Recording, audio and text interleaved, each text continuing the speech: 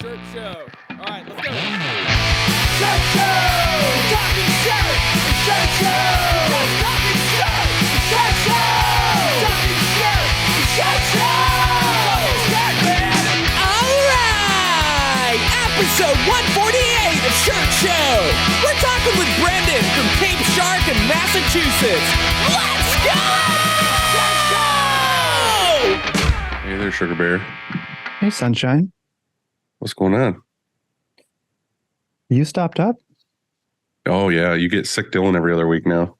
It's my new thing. Well, it sounds cute. Cool. So you got that going for you. How was AC? It was AC. It was trashy and, like heroin needles and all the good stuff. But it was fucking fun as shit. I laughed a lot and I had fun with friends and I ate good food and it's all that matters. Probably the best show ever. Because I missed it. I wasn't there. Yeah. I'm sure it was up there. Yeah, it was good. It was a good time. Cool. Did you buy anything? No. Dude, honestly, the show was like this much on my radar. Like we went to the show, walked it, but like we've seen all the same shit like the last couple shows. Not like anything's new. So it's funny, like you walk it just to find friends. Yeah. I mean, generally the bigger, newer releases are at Long Beach. Yeah. And what it turns into then anyway is just networking and, hangs and things like that. I get it. Yeah, there was a lot of good stuff. The show was okay, like I said, whatever. But we, like you said, the networking part, like we went to Denial on the way up in Philly, hung out there, learned some stuff on the eye image that I didn't know as far as like cleaning ahead. And that was great. Like that was worth the trip by itself, basically. Yeah, those guys are one of my faves, Chris and Adam. Yeah. Are both great dudes. And that was like, if I was going to, I almost went. Like I was feeling really, really great at some point. I can't remember when. And I was like, I want to like last minute go. But, and if I was like, I heard, or Chris told me that the shop is like 5 minutes from the airport or something like that. So, he was like literally on the way for me. So like we just pulled off, went to his shop and then kept going. Yeah. So it was fun seeing him and his place, and he's coming here, Shop. Oh, really? Yeah, he won an auction, like a press. Oh, yeah, the one down that the road. About. Yeah, it's right. It's like a few miles from here, and so he's flying in, and then he's going to. I guess they're taking it apart and putting it in a truck and driving it back to Philly. Nice. Yeah, it'll be a fun drive. Yep, we will. I also, well, that's kind of like, never mind. We'll skip that part. Okay. I was going to say something nice that I did, and that was like patting myself on the back. Oh, but I want to hear it now. Okay. So did you hear that Philly is out of water? There was a latex spill there. Did you hear anything about that? Yeah. So apparently 8,000 gallons of latex or something spilled into their water system, and they had to stop using their water like 3:30 in the afternoon for indefinitely. And there was like these really long lines at, like to buy water. And then they ran out everywhere, like all of the areas, no water. And I'm like, dude, what are you going to do? Like you have like a wife and kids and all this stuff. Like what? I don't get it. Isn't the National Guard going to bring water in there and stuff? And they're like, they don't know. And so I went to Costco and bought a 40 pack. And I was going to overnight it, but guess how much overnighting a 40 pack of water. It's so much weight. It's a lot of weight. It's heavy as shit. It was 46 pounds. So how much do you think it would cost if I wanted to though, overnight to Philadelphia from St. Louis? $600 water. That's close. It was like 460 or 80, so almost $500. And then we put on there ground. When is it going to be there? And it was just one day later. So it's instead of an overnight, it takes 2 days, and it was 40 some dollars. So, Yeah, so he has enough water to survive for an extra day. So he'll just die one day later. Right. Perfect. We ended up staying at the Showboat, which I've never been into. Probably, I don't know why, but it's the whole bottom floor is like an arcade, and they have like food, and they have like, it's not like a casino. It's just like literally just for fun. They had like go-karts and everything. So when we were there, they had a horror convention. Horror? Yeah, horror convention. WHO. There was latex everywhere. It must have been from the train from Philly. Yeah. And then there was a MMA fight there Saturday night, which was kind of cool. And then there was like karaoke, but like the arcade was awesome. Like we were playing House of the Dead, which was super fun. Like it was like fully enclosed, and like air cannons and like subwoofers and the question is, did they have Space Invaders? Yeah, they did. They had a huge one. They had like one of the like really big whatever LCD panel ones or whatever. Okay. But it was fun. It was a good time. Like I said, just hung out with a lot of people, ate food, and we missed you. Missed you too, man. But I got sick like the first day I was there. So I've been like runny nose and coughing the entire time. I think it just, my body knew where I was, and it was like rejecting it. Mucus to reject every possible air so contaminant. Like when you got to AC, your immune system immediately kicks in. Yeah. It was like, fuck this place. Yeah. I think it's smart. That's smart. Yeah, exactly. I'm going to Chicago tomorrow. For what?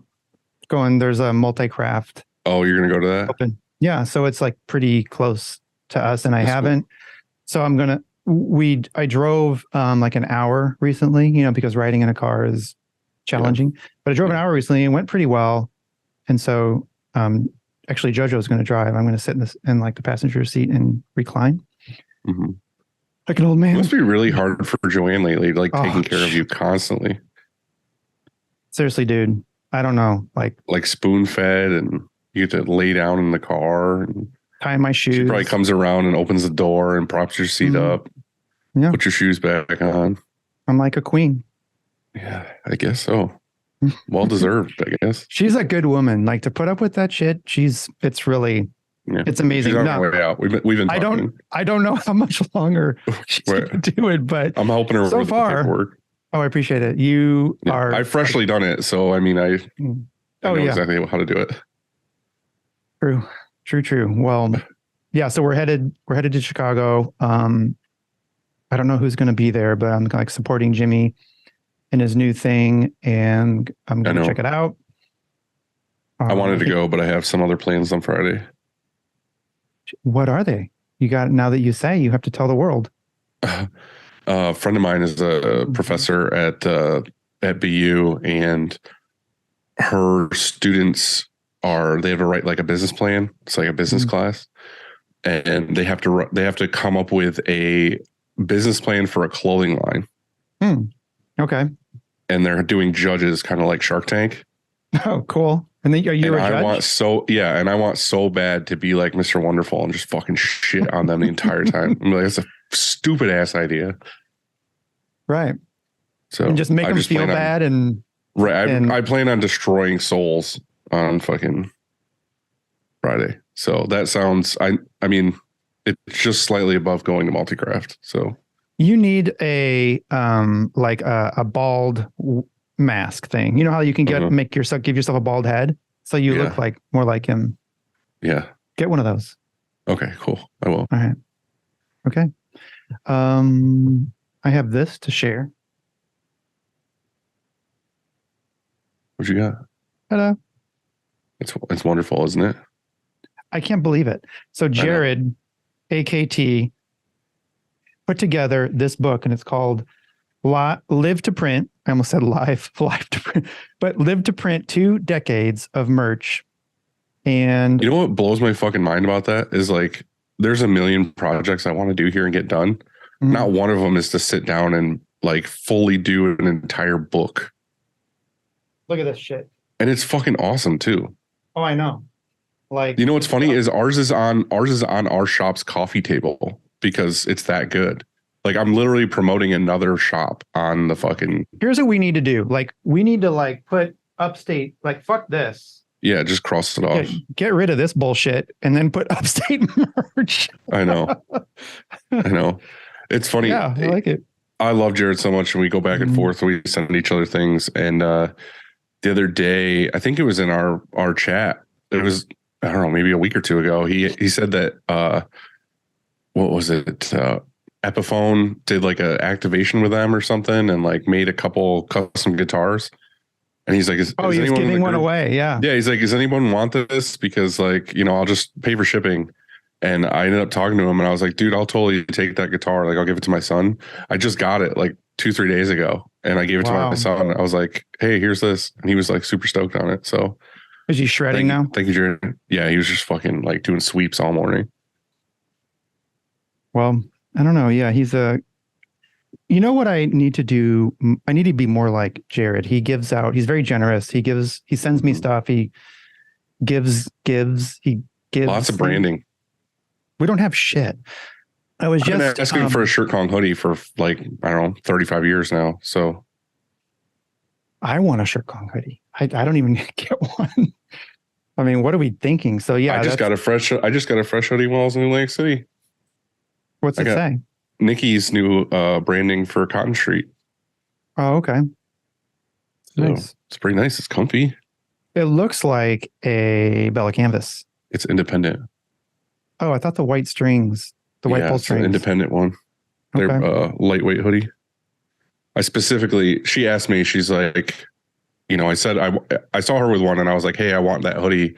She's like, oh, I'm making more. And I was like, can I be that guy who like requests a specific hoodie, not whatever bullshit you were going to put it on? And this is the hoodie I asked for. So you're a pain in the ass, but I respect that because you want to wear it. You don't want to just say, oh, great. I don't want to be like, send me a hoodie and then I never wear it. That would suck. Yes. Okay. We have to move on. So you ready? Hey, shout out to the people who leave a review that actually take the 60 seconds out of their day to share. If that, like 30 seconds, just say show is good. That's all. Right. That's all it takes. And they take that time out of their day to share what the show means to them. And it warms our hearts. And also, more importantly, it provides context so that others can discover this podcast, which hopefully brightens their day. And speaking of, and this is incredibly exciting to me, we got 2 new reviews this week. Oh, hell yeah. It was bribery, though, but we still got them because we said you could win a 5-gallon of 701. And so here's the thing, though. We couldn't decide which was better. Drew Boss 32 and Chuck Matz both are going to get some 701, a 5 of 701 from Easy Way. That's how it's going to go. Good job. Yeah. That's how it works. And to claim that, though, email me, Andy@shirtkong.com. I'm going to need some deets and then we'll get it out to you. He's just trying to steal your information. Yeah. Yeah, you get on our spam list. Right. And also we have a 5-gallon of 701 going to the best YouTube comment. So let's go. Who's it going to be? So how about this? I know. Alex is a super generous dude.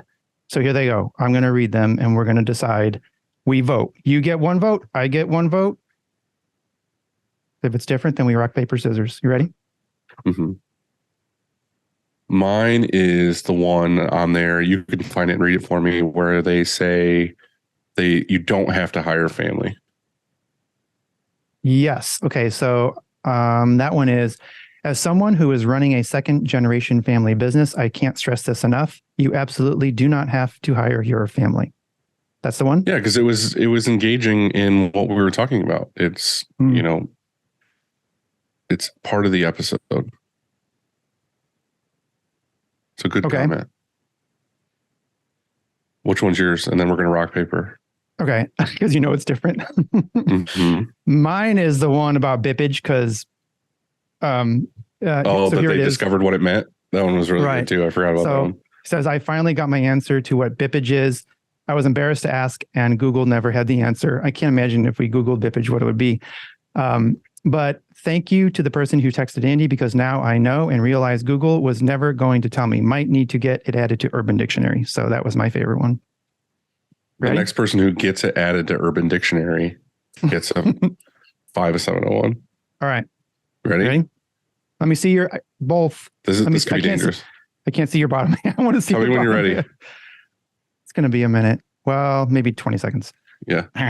Ready? You need both hands? Both hands, baby. Rock, paper, scissors, shoot. Okay. Rock. Jesus Christ, this is hard. I can see you go. Ready? Rock, paper, scissors, shoot. You can see what I'm doing before I do it. All right, I cover lost. you. I win. Okay. Yeah. It wasn't cheating. So who was it? Oh, yeah. So you won, and that is James Payton 5651. Send your deets to Andy. Andy at Shirkong.com. .com. It all starts with a screen, and whether it is new stretches or restretches, Frank and his team do it the best. Check out graphicscreenfashion.com, FFFF. F. Rank.com. How many times we do this? And greatfuckingscreens.com. cleaning screens is no fun, but EasyWay makes it funner. Their line of eco-friendly chemicals will make reclaiming screens a whole lot easier. Check them out at easyway.com. EasyWay. It's the easiest way. I don't know if they meant to do this, but EasyWay had a basketball hoop at the trade show. I saw. Given away. And you can technically say, because they had a little stress ball that they gave everybody, you can say that EasyWay was so good at the Atlantic City show that they gave everyone blue balls. I take it they were blue. Yes. What could you, so if you won, what happens when you shoot the highest score wins what? I think it was the most shots in a minute or something gets a hug from Alex. Wow. That was like, I wish I was there. Right. Did you, when you were there, did you see he has a sick new small reclaim mini? I shouldn't call it mini, but it's like for a shop that if you were doing, let's say 50-ish or something screens a day, that it saves you from like the stress of scrubbing and pressure washing. I think he calls it like the HSR-1, like a really terrible name. And so maybe we should be creative. We should name it something. Yeah. How about let's do it. So I'm think of a name and put it in the comments of what Alex should name this machine. Yeah. Maybe Dylan's vagina. We're just gonna whore for comments. Did you like that? You didn't hear it? I did. I heard it. Yeah. You could just keep putting things in it and it'll get clean. If you or your art department could use some love, then you need to go to 1-900-HOTStuff.com and get in touch with Nick or Lucas. Or Nick Lucas. At GraphXSource. And in addition to separations, they do DTG files, direct to screen output, virtual proofs. And all the things. Yeah, all the things. So, good advice. Including great advice. Mm-hmm. He's going to be up in Chicago. I hope to. Which one, Nick or Lucas? Say hello, Nick. Oh. Maybe both. I don't know. Hopefully both. Choosing the right emulsion for your shop is complicated, and that's why we love Chromaline. Go to chromaline.com to watch Kev's vids or contact him on Instagram at the Emulsion Guru and get the answers you need. Also, don't sleep on these guys. They have other equipment solutions like the Saudi laser. Yeah, they do. And the Grunig. If your shop is like ours, you are running more and more DTF and you like that? There you go. Yeah, there it is. Screen print transfers. And you need a partner that you can love and trust and get quality transfers fast. Check out Howard Custom Transfers and their full line of options at howardct.com and order a free sample pack of samples. Did you see them at AC? Yeah. One, their booth was fucking awesome. They did it. They redid it. And it looks great. 2, they said they ran out of sample packs on the first day and they had to overnight a whole nother batch so people would have them. So hell yeah, Really? people going up and getting sample packs. Also, just looking at their stuff was really awesome because one thing we're dealing with right now is we've turned away like windbreakers for so long just because we hate trying to print them and it's the whole bullshit with it. They had some really good water-based transfers that look great on windbreakers. So I'm about to order a bunch just so I can try out for myself because we keep getting asked for windbreakers and I keep turning people down. So it's a good way to get back into that if we can find a good transfer solution. You should make Upstate merch windbreakers like first, to like test them out. Yeah, that's what we're doing. Your shop. Oh, okay. Yep. I'm going to hit up howardct.com. Me too. We're going to do some Shirkong ones. About time. Okay. I'll send you one. What color you want? Black, like your soul. Today, we are talking with Brendan Stearns from Cape Shark. Fucking cool name. Yeah, it is.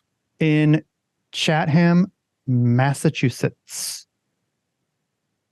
Chatham? That's not right. Sure. All right. Brandon. What's up? What's up, dude? How are you? Good. How are you? Fucking better now that you're here. Oh yeah, I'm so stoked to be here. Like, hell yeah. I'm true.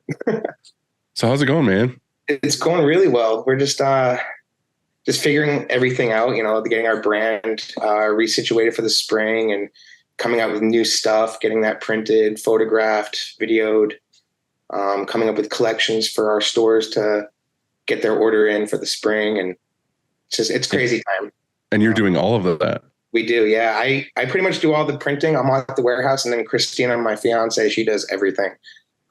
Sends out, she creates what we're doing for the year, all the catalogs. She does all the emails to all of our stores. There's about 35 locations that carry our brand now. So it's awesome.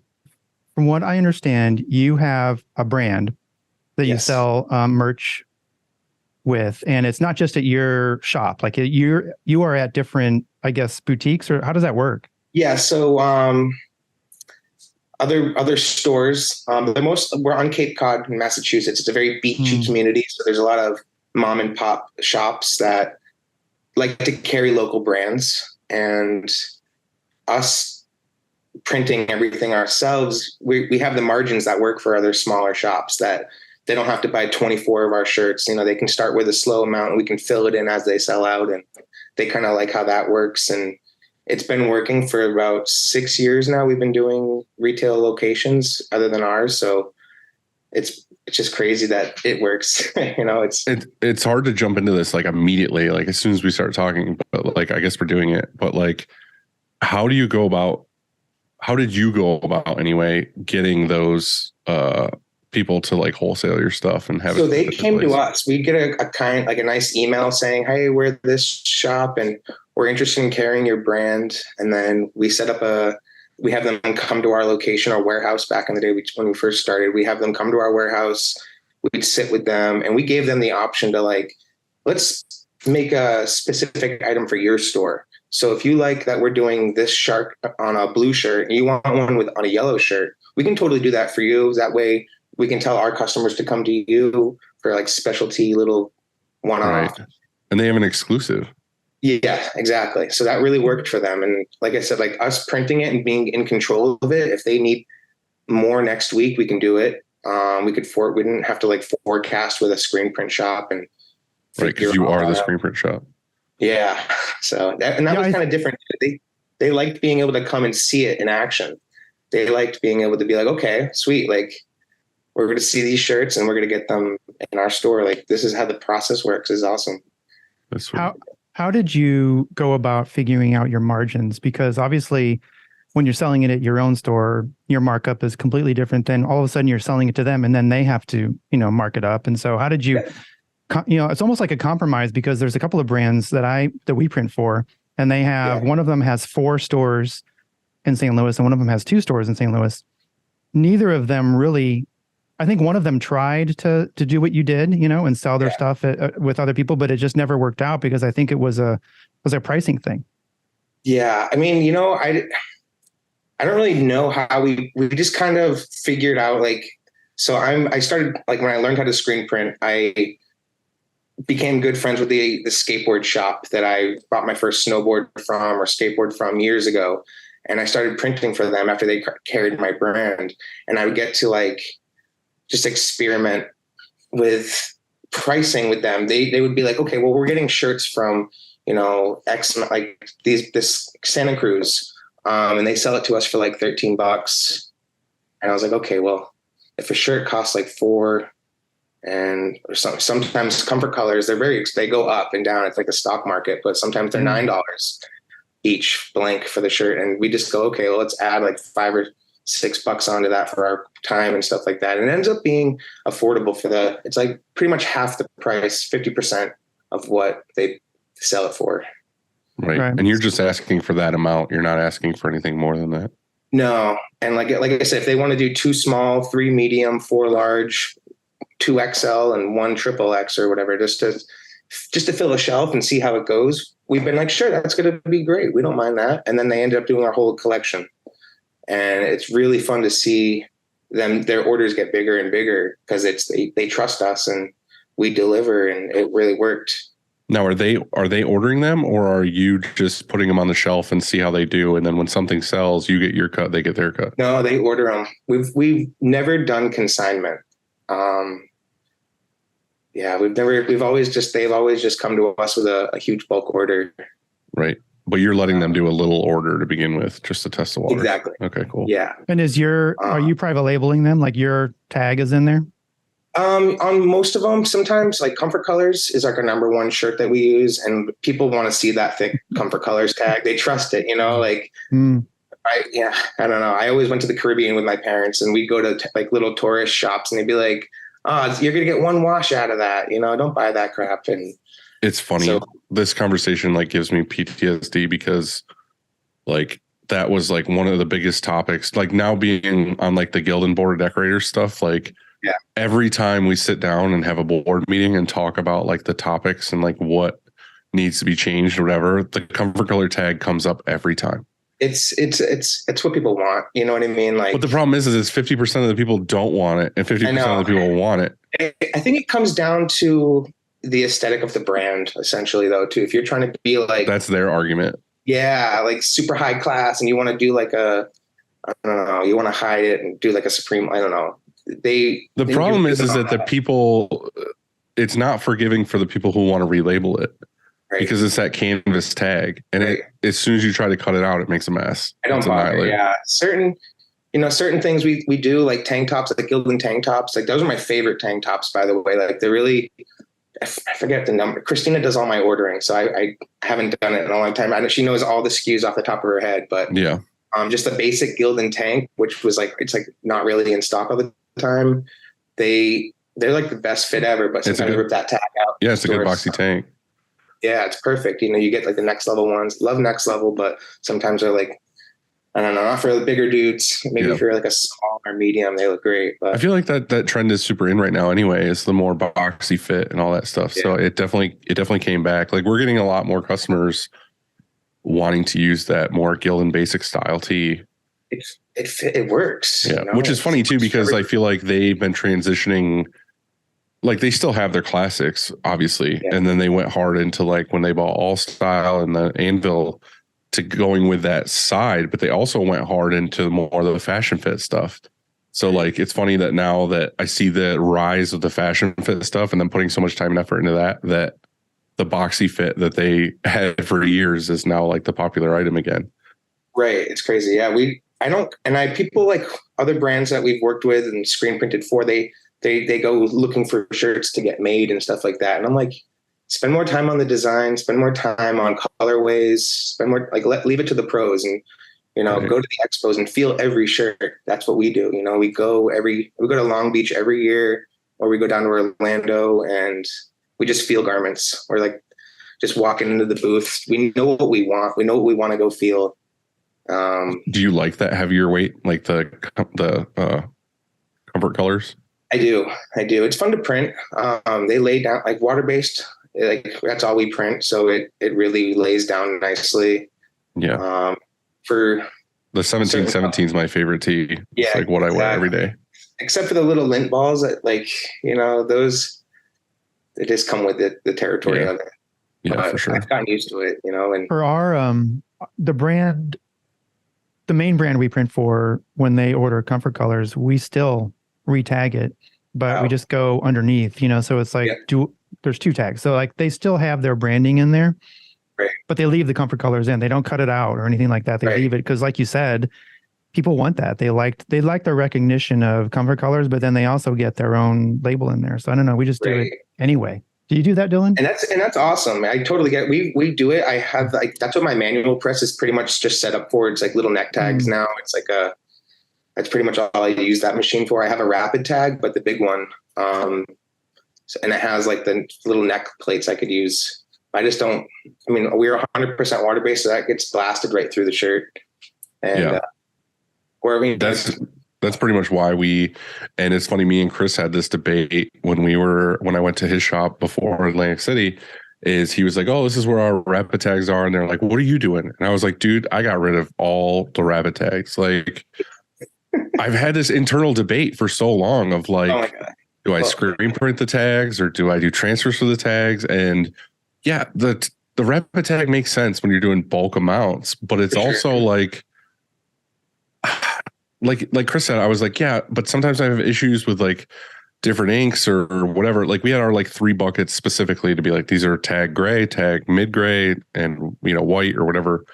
And we would still have issues of like it not looking good or not clearing or the flash burning a shirt or it going through or whatever. And then you also had to make all the screens and everything. And I was just like, you know what?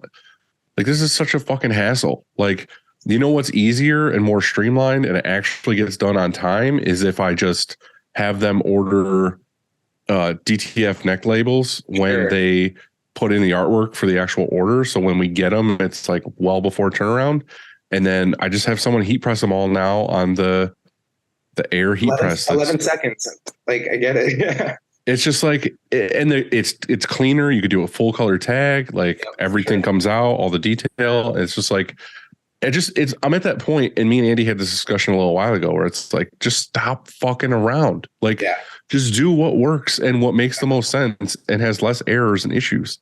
When you open like a pair of like Lululemon pants or like those look like, that's like a nice DTF transfer for sure. Cause like that, there's no way you can even see like the black, adhesive around, or like the clear adhesive around the lettering sometimes. And then and it's awesome. It works for certain applications. I bought my rapid tag strictly for tote bags. We give out canvas tote bags to every customer. They're very expensive, but we just do it because you got the big pallets on there? Yeah, the 13.5-inch boards on it. So I was tearing down my rock every day to put down kids' boards to do bags in the middle of a 200-piece hoodie order. And I'm like, I can't do this anymore. A dedicated machine.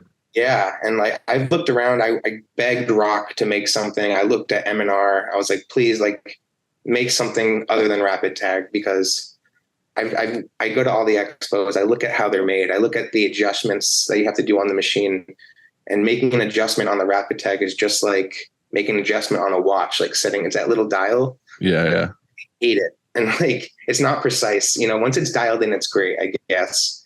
Are you doing a multicolor print on the tote bag? No, I mean, I have, but it's a 2-color 2 flash. Okay. But I had them custom make me a roller for the first head. Oh, really?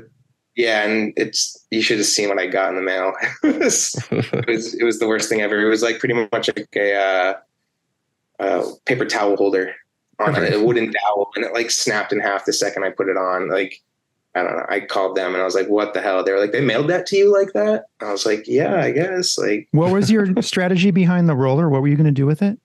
I was just, I have a roller for head one, an Action Engineering roller on the Rock. And I like that because when I'm doing canvas tote bags, you're loading them, they print really fast. So I would load it and then it would flatten it really nice for me.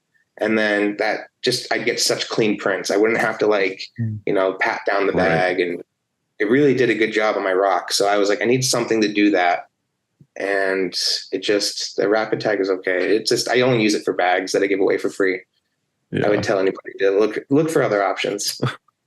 Thanks for the warning.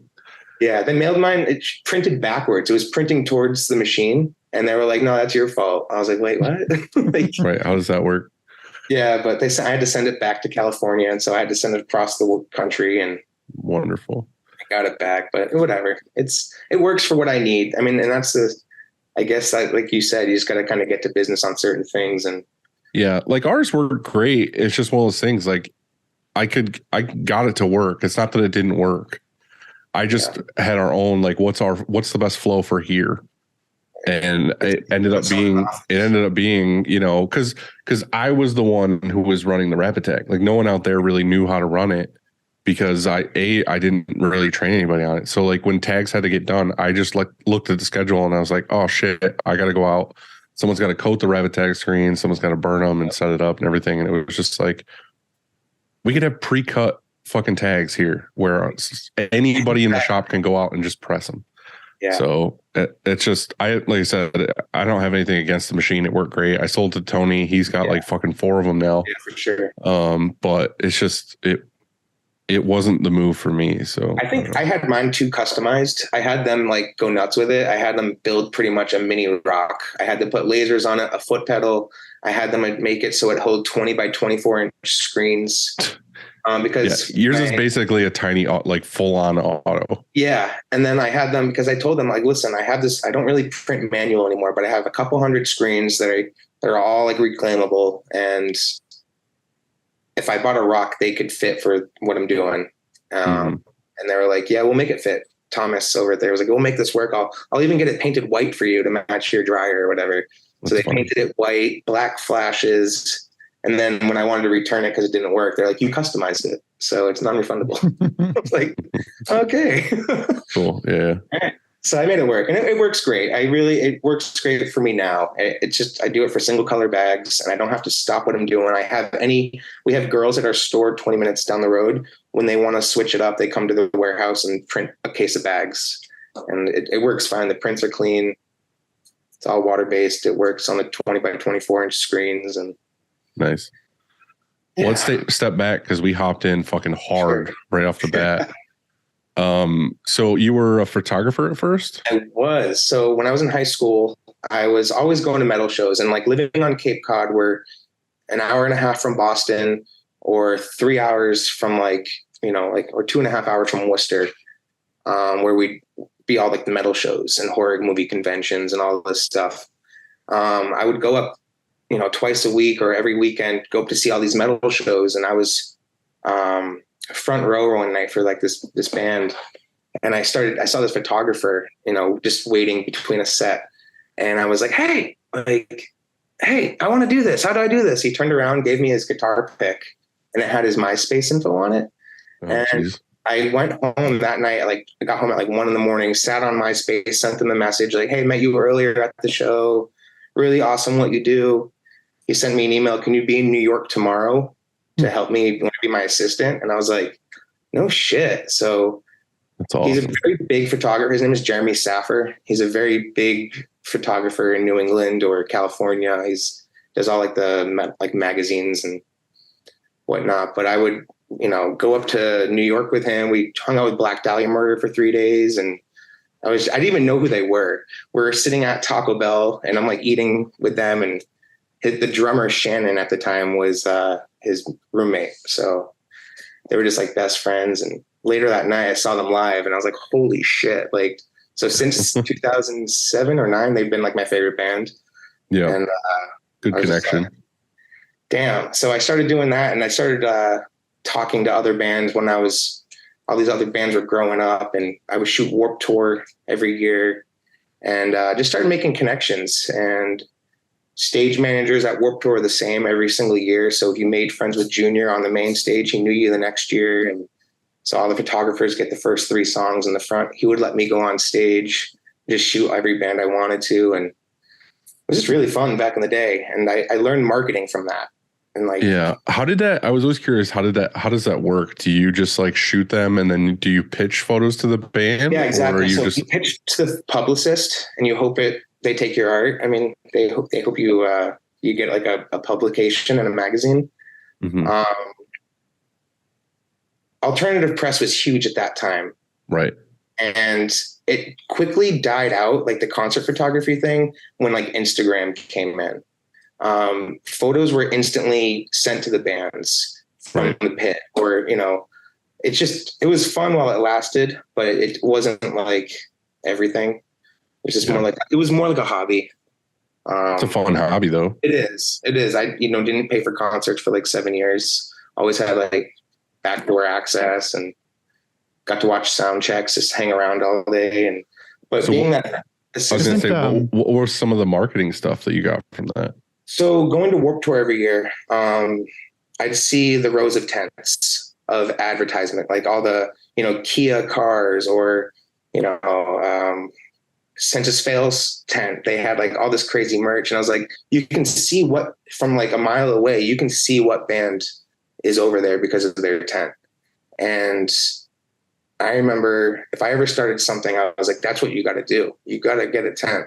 And you got to like promote yourself, and you got to travel. You got to be kind of like a circus and break things down and set things up and just have just have people know you're there. Yeah.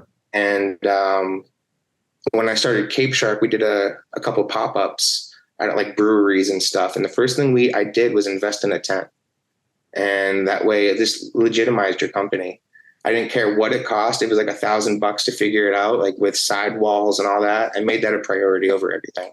Yeah. And it's hard to compete with brick and mortar locations. So if you can just set up a tent and everyone instantly knows what you are and what you're selling, you're good, I think. So that's what I did.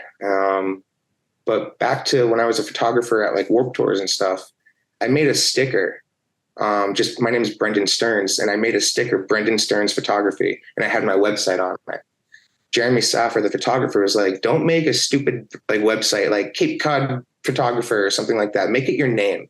Make it so people know who you are. So I did that. I went around to like, I was backstage. I went up to like everybody, and I gave them my sticker. And like Matt Skiba from like Blink or whatever, everyone was like, Alkaline Trio. Everyone was like wearing it on their left chests while they went, like they would put it on me. I'd take a photo with them, and then they leave it on and go play. And I was like, this is epic. Like, this is pretty sick. So I saw something that like, it was always just, I was always eager to just like run around and like plant my name on something.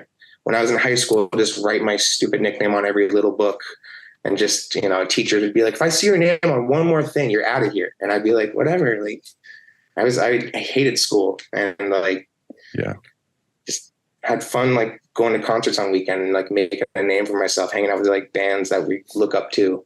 That was pretty much me in high school. Is I would skip all the time, and I lost my license when I was 16 for your driver's license. Yeah, I was doing like 80 and a 30. Yep. And it was a school zone, so they doubled the ticket. So it was like doing like 140, 160, and 30. So they immediately took my license. And then I fought it because I had a job, and they gave me a restricted license where I could only drive to school and work. As soon as I got out of school, I would drive 3 hours to Rochester to watch a show. Exactly. And then I would drive everywhere. And then like, I never got pulled over, luckily. That's awesome. But like my thing was to always be like, oh, I'm headed to work. It's like, you're fucking 3 hours away. There's no way. Right. You're going to say photography like was a band. Right. But I think about those days before I was in a band where I was just constantly, me and my friends were like, there's got to be a show tonight. And it was like every night. It was like, where are we going? It's like all over the Northeast. We would just drive to shows. Yep. I used to go to my favorite venue. I don't know if it's close to you, Dylan. It's Northern Lights.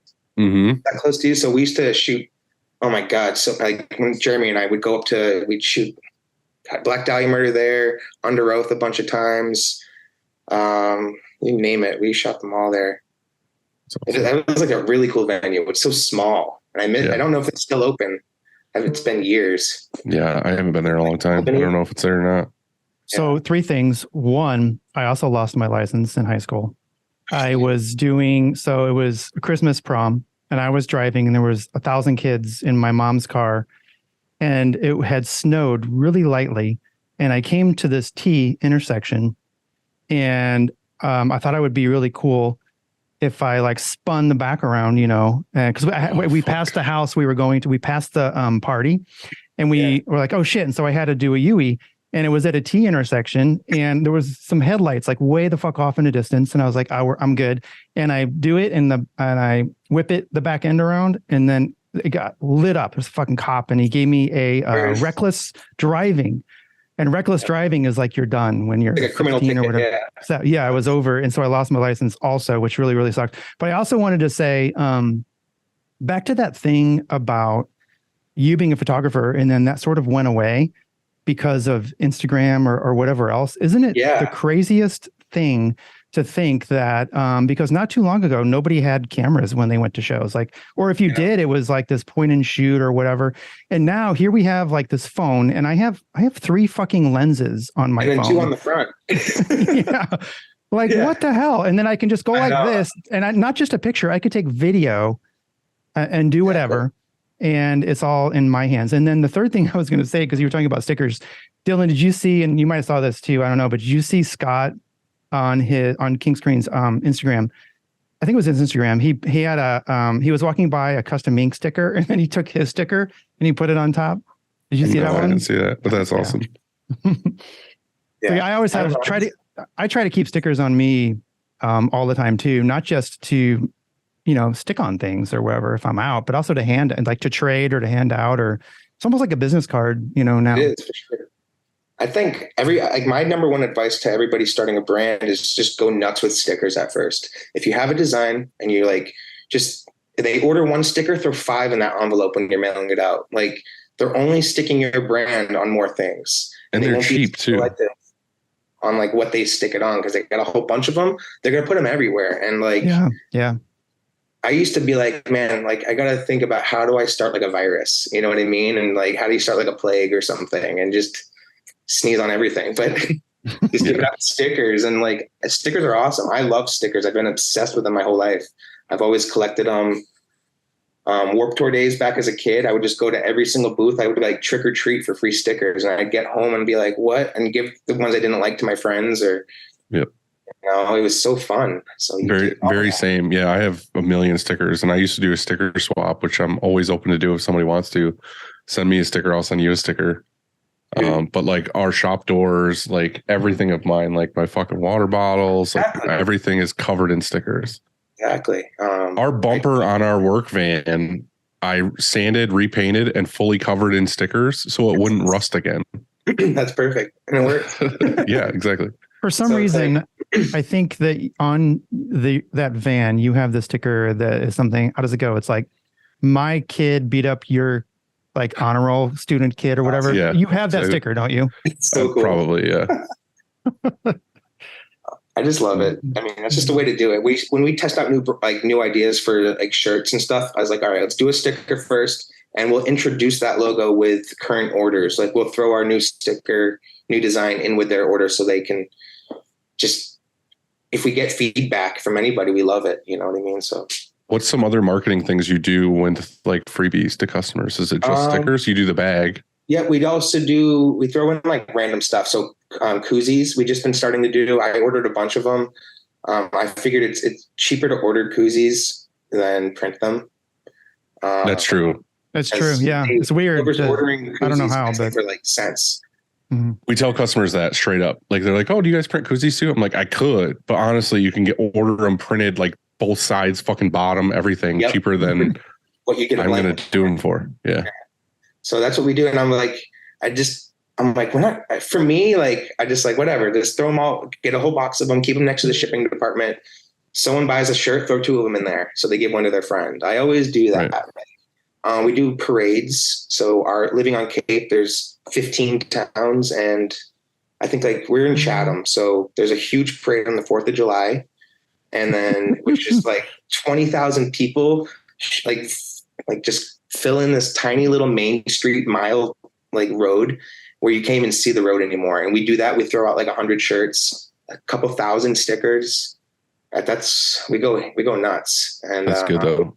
Well, everyone knows who you are in town. Yeah, it's fun. It's like for us, I'm like, okay, let's get 2,000 stickers here and just give every single one of them out. And we get all of our friends and T-shirts. We throw out T-shirts because I don't know. It's just, for me, it's really fun. That's like satisfying to see people want something you made.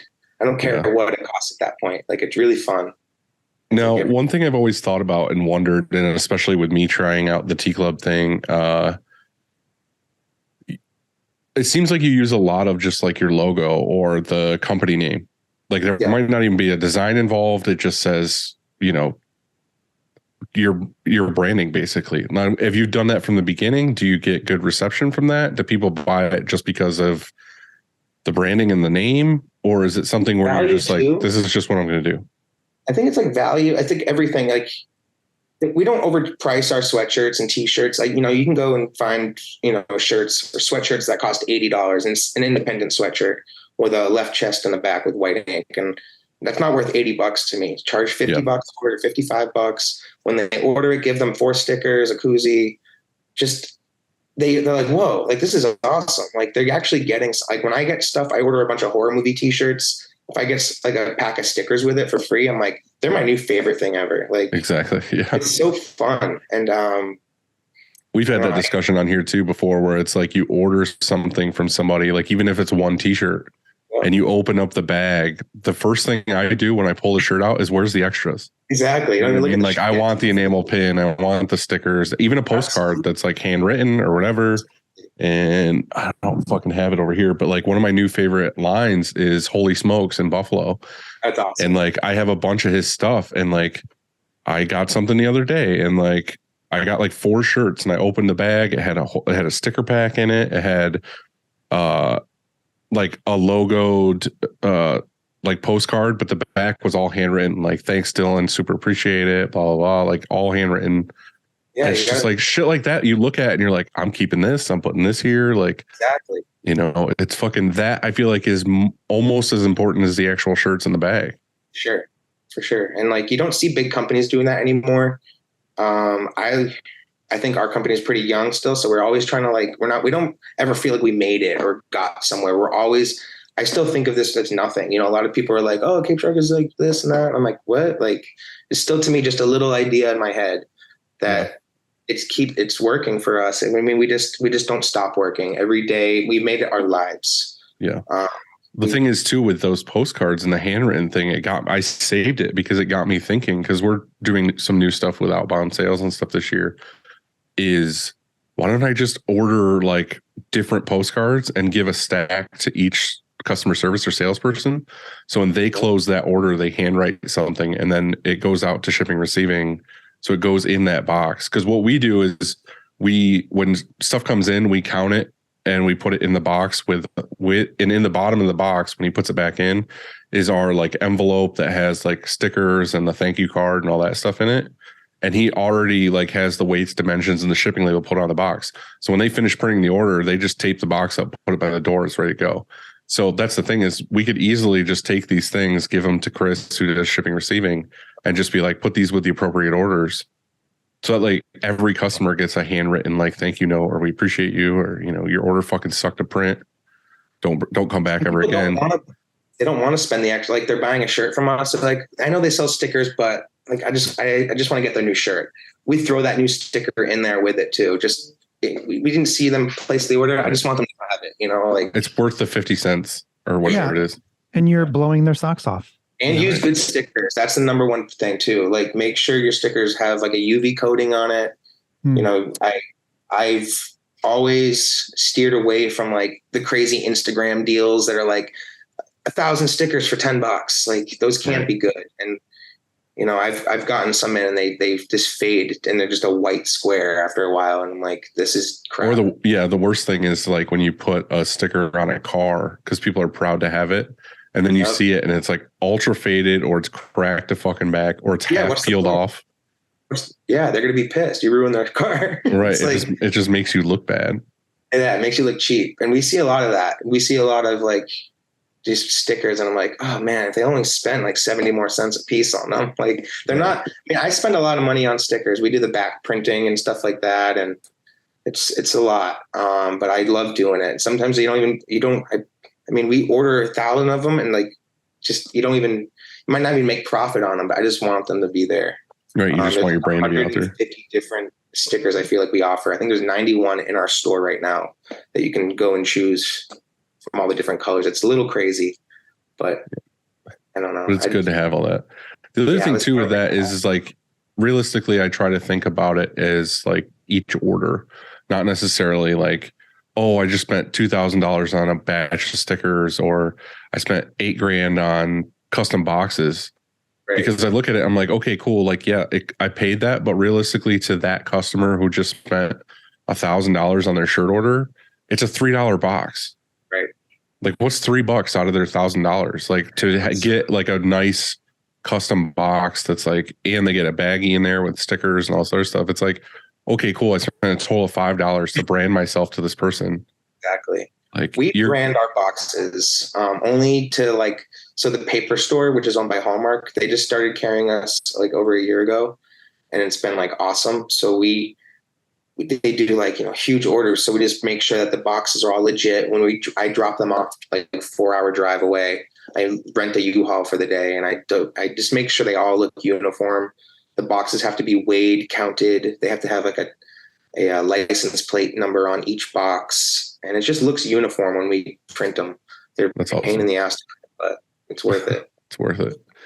So back to the Warped Tour stuff. You did the photography thing. What happened after that? So as I did the photography thing, that was working well. And then until the Instagram and all that kind of fizzled it out, I stayed back on Cape, and I started working at my parents' bakery from like in the middle of high school up until my late 20s. But when I wasn't shooting bands anymore, I started like taking photos of houses. So I was on payroll for a local like real estate photography. Real estate, yeah. So I was just shooting houses all the time, and I really loved it. It's just I got to use my wide angle all the time. I was in like weird little corners of rooms, making rooms look really bright. And then I found out drones were coming; they were being invented. So I got myself on a waiting list from like DJI. I was like the first guy on Cape with a Phantom Pro, whatever, big white drone, and I started shooting every house available. I became like the new plane over every little house that was in my back pocket. That's funny.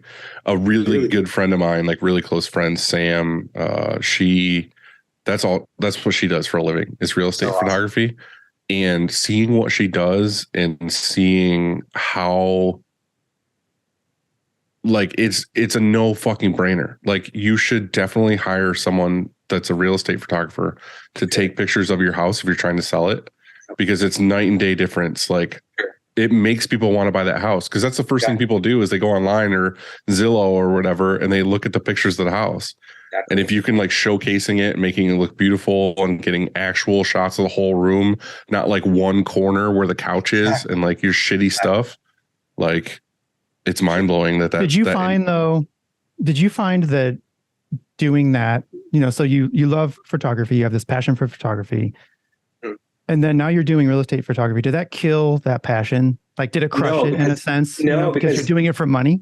No, yeah. Well, I had all this equipment. I had like, I was always like, when you're taking photos of anything, bands, still photography, like I always loved lighting, buying appropriate soft boxes and all the lights I could use. When I stopped shooting bands, I was like, okay, well, I'm not utilizing this stuff anymore. I can, like, what do I do with it?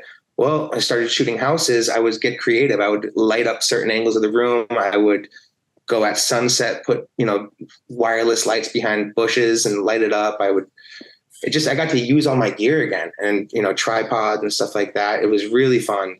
I would bring real logs with me and put it in the fireplaces and set them, and just really set the mood of the whole place. And I got to be creative again.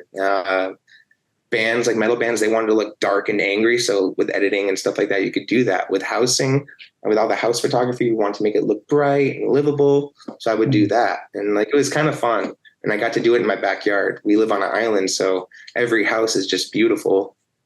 And it was just easy money. But then I started screen printing. I was going to say, so how did you get into screen printing after that? So I did the photography thing for houses like a side hustle. Just working at the bakery. My parents owned a pie shop. They still own it. They had me. I was like doing like the hiring, the firing, all that. It was a front counter help all day, every day. 5 a.m. deliveries from the flour companies. I lived in the garage apartment behind the bakery. So there was like a 2-car garage under my bed that was just bags of flour and sugar. And twice a week I'd hear the garage open up, and then I would like put my clothes on like a firefighter, run down the stairs, throw all these bags of flour over my head, and just work all day. And then I started the Cape Shark. My parents bought a boat, tiny little 18-foot boat. They were like, we need some sort of lettering on this. We should get it named something. And I was smoking a bunch of weed. I just started smoking. I was like 26 or something. That's how every good story starts. Listen, hear me out. I was smoking a bunch of weed. Yeah. So my parents were like, what do we name the boat? And I was like, Freshly Baked. Like, that's going to be perfect, right? So the guy, the dealership who sold in this little boat, he was like, I have a girl. She makes stickers. She'll come to your house for like $300. She'll put like an 18-inch sticker on each side with your custom registration numbers. And I was like, sick. She came in a van and she drove like 3 hours. She said she had a vinyl cutter in the back of her van. And I was like, oh shit. Like, that's how she did it. She sprayed it, put it on the boat, was gone in 10 minutes. And I was like, Mom, she's here with the invoice. It's been like 10 minutes. Like, and we paid her like, I don't know, $350 or something like that. And I was like, oh my God, like, that's good money. Like, what machine is this? I love stickers. Right. So I found like a sticker machine, like a vinyl cutter. And then it was $420. And I was sitting on my bed, just like messing around with Cape Cod and a shark and just like, drawing queer, like crazy stuff. And I came up with this logo and I was like, hey, I'm going to put this on the boat. It's just the Cape Shark logo. And my parents were like, sure, that's great. So I put it on the boat, and then I made like a small one just to see what it would look like at 4-inch scale. Because the one I made was like pretty big. Yeah. I made a small one and I stuck it on the front door of the bakery. Like, every time someone walked in this little tiny bakery, they had to open a glass door, the storm door. And I actually ended up, like, after a month of making that first sticker, I ended up doing a whole row of all the same sticker, but all different colors. And people would come in the door and be like, what is that? What is that? And I was like, oh, it's a sticker I made. I'll, sell them for $3.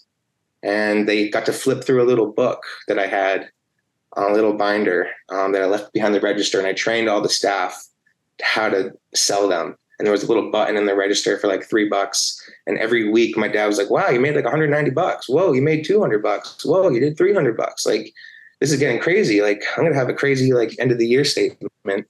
Like, you got to figure this out. Right. So I figured it out. I was like, was it that logo that you have on your shirt? Yeah. So I just kept it on the front of the door, and people kept asking me, and like, I'd have all these older guys, can you make a hat with a stitch out of it? And I was like, I'll figure it out. Like, or you should do a shirt. That's a great design. That's a great design. I was like, okay, like, I'll figure that out. For 2 years, I just did stickers, and like, I just ordered, vinyl, and I was just plucking them all and hand doing everything. And I still do that. But I was like, I'm going to figure out how to get this printed. So I went to where my parents got their shirts made for the bakery, which was a town over. And I go there, and this guy was so cool. He's like an older guy named Greg. He used to be called Windscreens in Orleans. And I would go there, and we just talked Jeeps. I always had a Wrangler. So he was always like, I love Jeeps. And he would come out and just shoot the shit for like a couple hours with me. And I did an order with him. It was Gildan tank tops and then Gildan t-shirts. We did black shirt with white ink and then an ash tank top with mint ink. And he's like, these are going to sell like crazy. Like, this is awesome. Like, cool design. I was like, sweet, sweet. But I was paying like, I think $11 a piece for them. Mm-hmm. And when I got them, I was like, hey, they're for sale to my friends. And they were like, just give me one. So I ended up giving them all away. And after realizing that $1,000 didn't really get me anywhere, or the $1,200 order, whatever it was, I was like, okay, this is not sustainable. Like, this isn't going to work. Like, I can't keep coughing up money to see what red ink would look like on a white shirt. I don't know how this is going to work.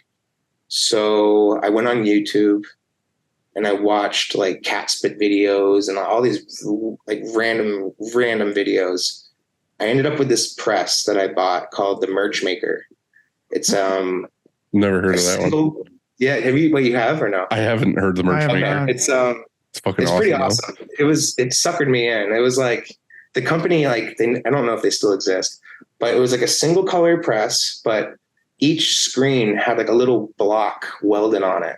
So you could like make a multicolor like design, put it in the press, slide it over, lock it in, and it would register. It came with an exposure unit that you would put over the screen, use a bungee to like tighten it down. It was weird. Like it was like a light box that you put upside down in the screen. And I still have the bungee holds my front door open at my warehouse every day that it came with. But I bought that for like $600, and I was I was doing it in the garage below my bed at the bakery. So I was printing shirts and hanging them over bags of flour to dry. I would go to AC Moore and just buy the whole shelf. I would go to AC Moore or Michael's, whichever one was competing that week for a cheaper shirt. Figuring it out, I washed like 20 shirts and they all washed out. And I was like, fuck, like, okay, like this is not good. It was plastisol too. And like I tried like that, like my first day was just plastisol. I think it was Wilflex or white or something weird. So you're saying you were printing them and just thinking they were going to air dry? Yeah, I had no idea. Okay. Yeah, I thought that it would, who knew? And then I thought they had to just air dry, and then the next video I watched, I'd go upstairs and be like, okay, I think I need to get heat.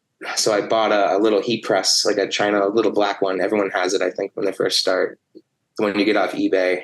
And it worked. The shirts would start smoking and they started, doing their thing. I just didn't like, I don't know if it was my off contact. It made like a moon, like a crater of the ink. Like it was very like, felt like Line-X after I lifted up the screen. It just like, I think I was just jamming it too hard or whatever. So I bought Comet White from Ryonet after like they just boosted some video for that. So that was your first water base? Yeah. So I switched to water based immediately. After that one day of plastisol, I was like, I just don't like this. It's really thick. It takes forever to dry under this little flash because it takes forever to dry over a bag of flour. Yeah, exactly. It's just like, who knew, And like, I mean, I think I skipped a step when I was making screens for the first time. It was like snowing out, and it was like kind of bright. So I would run around and get all the cardboard boxes and cover all the windows, thinking I had to be in like a dark, dark black room. It was winter, so we had snow on the ground. My dad shut off the water in the garage that goes to like a hose. So I had to ask him to turn it on, use the pressure washer, blowing emulsion all over the side of this white barn. Like it was a whole thing, but I eventually figured it out. It all just like, I would like get defeated and I would just go upstairs and watch another video. I just kept at it. I never stopped really. Just kind of like, how could I get a sharper image? And I felt like I was always good at making screens. They were always crisp. They never really broke down. What's going on at this point with your job and your family and stuff? Because you're kind of helping the family business. Yeah. So I'm most of my days I was like working in the bakery, and then I would get really excited and I'd be like, okay, it's 3:00. The bakery's kind of slow. I'm here till 7. I'm going to, go print some shirts. So I was working with another woman at the time. I was like, can you hold down the register for a couple hours? I'm going to print some shirts. And I was printing out in the garage, and she would be like, hey, payrolls needs to know if they can drop out. I'd be like, I'll run in. I ran back out the garage. The screen's dry. I'm like, oh my God, this is terrible. So my parents didn't really understand what I was doing. They were just like, oh, he's doing something in the garage. I was always messing around with either cars, Jeeps, or just screwing around in the garage.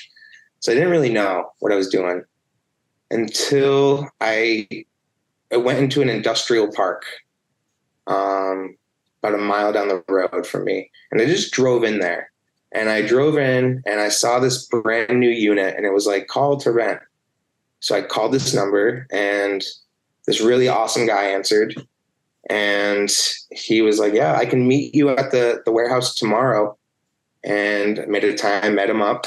And he was like, this is going to be great. I think rent will just be like $1,000 a month in here. It's 1,000 square foot unit. You can do whatever you want. It's brand new white walls. I was like, wow, this is amazing. So I moved. My parents were like, this is cool. Like, it's pretty good for you. Like, they were supportive. They were like, this is awesome. I see what you're doing. This is going to work. And soon after that, I was just finding myself to be at that warehouse. I'd go there at 4 or 5 in the morning because I had to be at the bakery by 6. And I'd be like, oh shit, it's almost 6. I got to go. And I'd get in my car, go work all day, and then go just print all night. And then they soon got kind of annoyed. You know, you're putting that first. You're putting everything else. You're putting us on the back burner and da da da da da.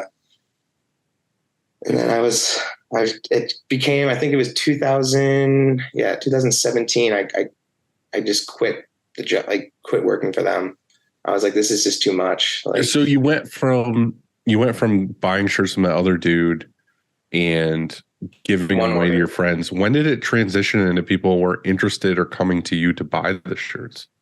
I think like I was very adamant at first. Like I had people wanting me to print theirs. I was, our local garbage guy that picked up from the bakery was like, oh, I heard you're printing shirts, your shirts. You should print our shirts. And I was like, no way. Like, I don't want to mess that up. And it was an easy single color. I would do it all day now. But I was like, no way. Like, I'm not doing that. But it wasn't until I moved into this 1,000 square foot warehouse where it kind of legitimized me. It gave somebody to come see what I was doing. But at the same time, I had nothing in there other than like a folding table, a vinyl cutter, my MacBook Pro, and just a single tabletop press. But I didn't have anybody there other than like my friends, like for a good like 7 months before I was getting the place prepped. It wasn't long after I got in there where I was like, this press that I have isn't going to, like, that's not working. I need a real press now. It's like, I'm in a real building. I need to get legit. I need a conveyor dryer. I need everything under the sun. I need a proper washout booth. So I called up Ryanette, ordered a Riley Hopkins 4-color 4x4. Got that. Got the Riley Cure longer dryer, Ryanette washout booth. Just like went to town. Like after I got that, I was really confident. I was like, all right, let's do pop-ups. So I didn't have a store yet.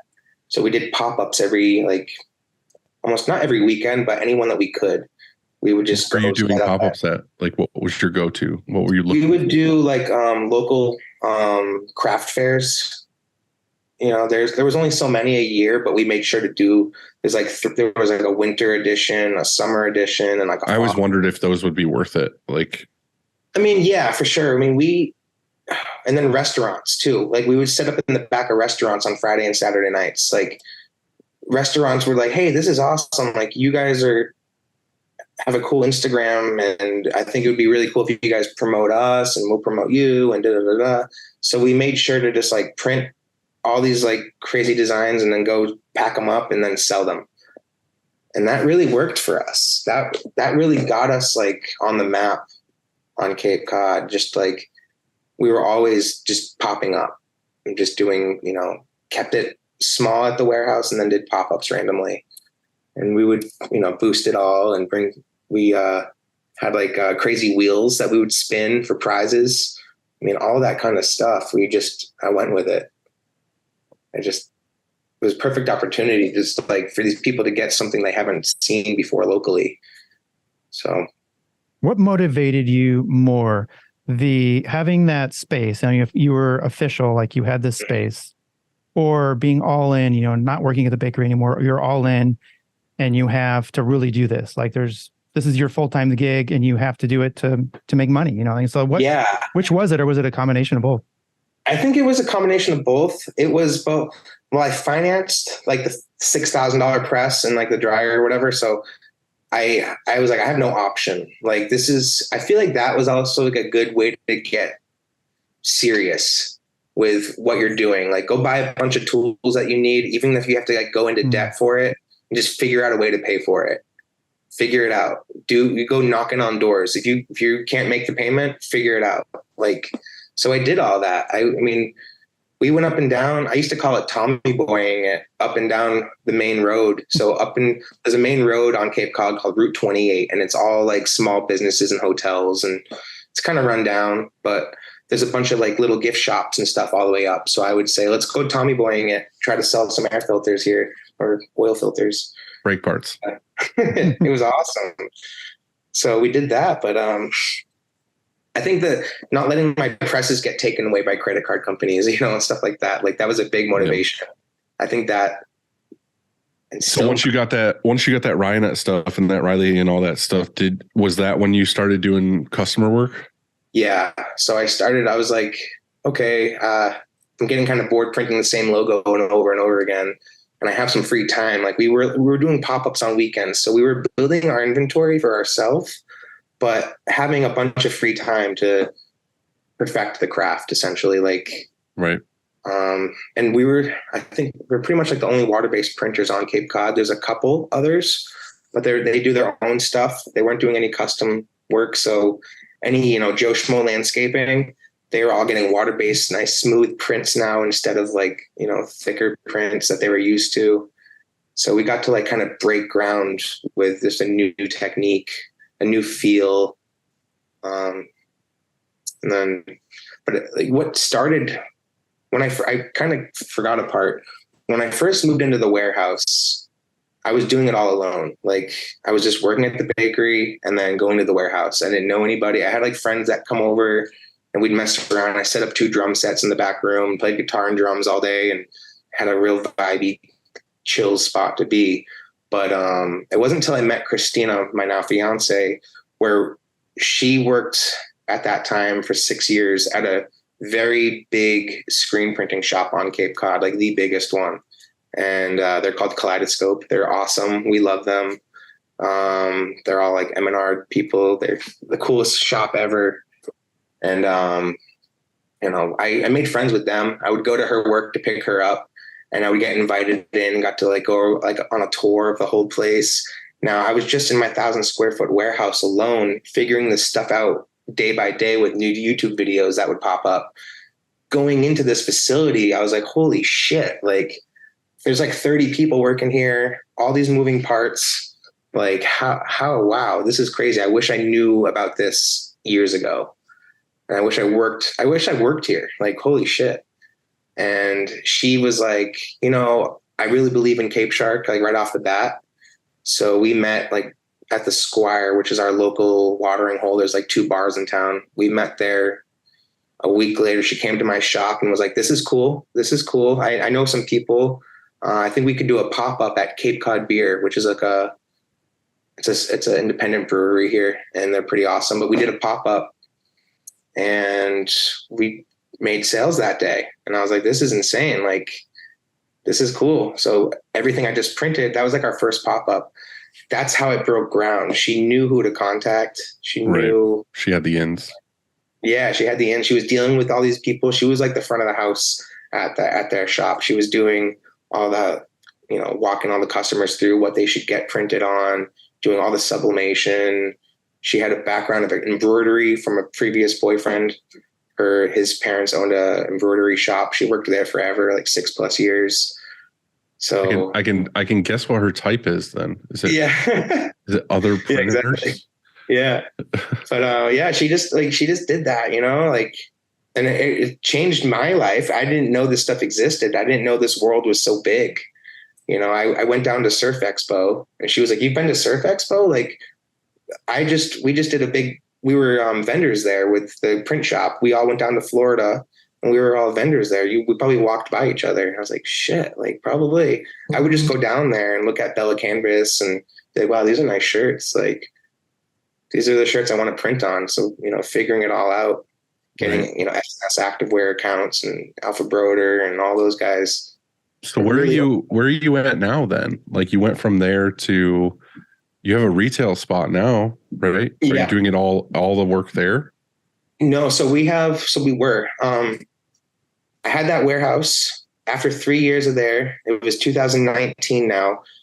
We were like, we bought an embroidery machine. in that time. I bought a rock in my first little my 1,000 square foot warehouse. So I bought a rock, an embroidery machine, like all this stuff. I was like, we outgrew that warehouse because the machine is like 16 feet round and I had 20 foot wide, room. So we moved everything into a retail location about a mile down the road. Right when we moved in, we signed the lease in February 2020. COVID hit. God. Yeah, I was going to say, I can tell where this is going. Yeah. So it's like,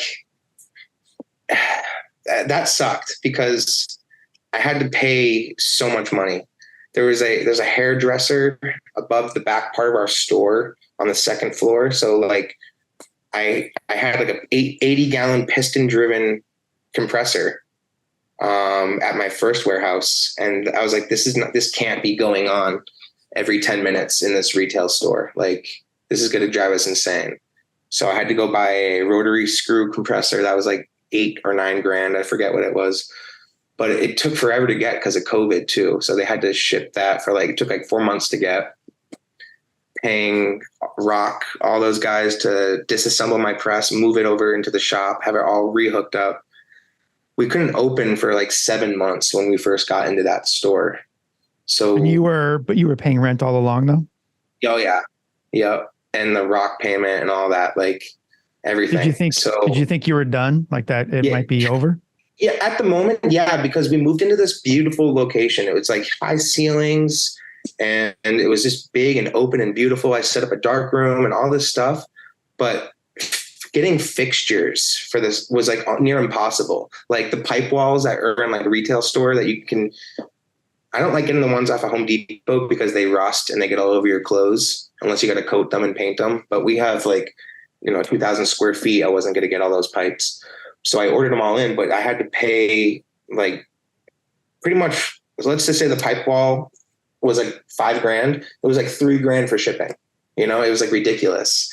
So I kept hitting roadblocks. Like, how am I going to afford this? How is this going to work? Right. So we stopped everything we were doing. And I put out 2 folding tables. I dug around my parents' garage, found an embroidery, just a little sewing machine. We drove 2 hours to Christina's grandmother's house, got a sewing machine from her.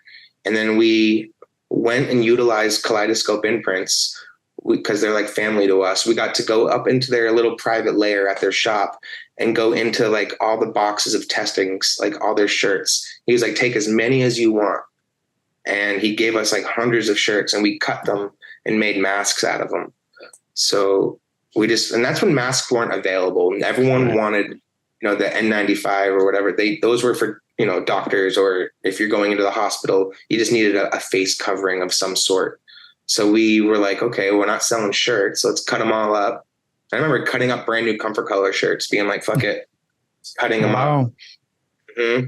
And then we would just, it was like a double ply, and I learned how to sew overnight.